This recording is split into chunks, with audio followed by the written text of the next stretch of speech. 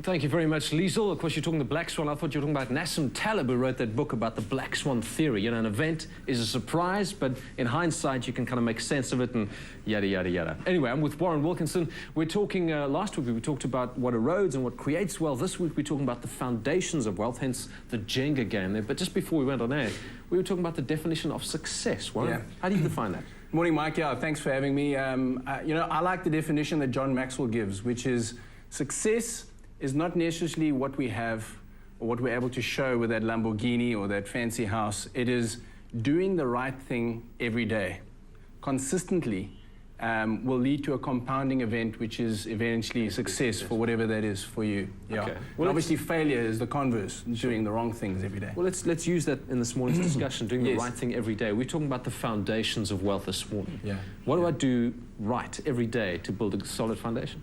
Oh, well, last week we spoke about the warring factions in any portfolio, which is eroding and what is building wealth. And we really want to find out what happens in the biggest part of most portfolios that we consult with in clients is that a lot of them have some kind of a wealth strategy, and they're saving and they're investing and they're doing all sorts of things to build their little empire. But very few of them actually make sure that the foundation of that building is solid. You know, the principle of the man that built his house upon the rock and the one that built his house upon the sand. Absolutely. Typically, it's a major problem in most portfolios. You know, you've got, you know, somebody who says, well, I've got a medical aid. Well, that's not good enough anymore. You've got to have something like gap cover to make sure that you're making up the shortfall between what a specialist charges at 400% and what your medical aid will be covering at 200%. Then you're dealing with an entrepreneur who's gone off to build this massive empire of wealth with his MBA and all of his qualifications intact, but there's no insolvency protection. He doesn't make use of a family trust to protect the assets that he's built up and to ring fence those assets away from each other. So when the one building crumbles, everything crumbles with it. Ultimately runs the risk of losing everything. Absolutely. Built up and there's this South African mentality of, well, the more I fail, the more I learn. Well, that is not really the way you should plan. If you understand the rules of the game, you understand that if the foundation is strong enough, then you're not going to have a building that'll fall in on itself.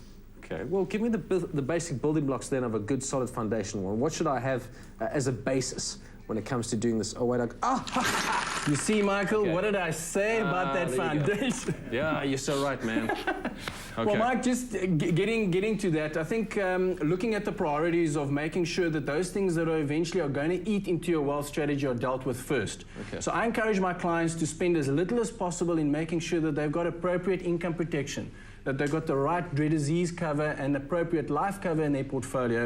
Okay. Because, you know, to die and then give 2/3 of your estate to the tax man and not sense. worry about it is a bit of a problem. You know, if you've built up a 20 million rand estate and then give 20% away, and then you're left with very little cash to be able to pay for the costs that are involved in your estate. So those are the basic things, making sure you've got sufficient medical cover, proper life cover, proper income protection, a proper will, making sure that you got your short-term insurance and all those other small things in place. And that would sort of start a process of making sure that you can watch that behavior as well from time to time as you monitor the building of your wealth over time. Fantastic. Warren, once again, great insights. It's a pleasure. It really does come down to not just creating wealth, but building a foundation that can sustain that kind of wealth.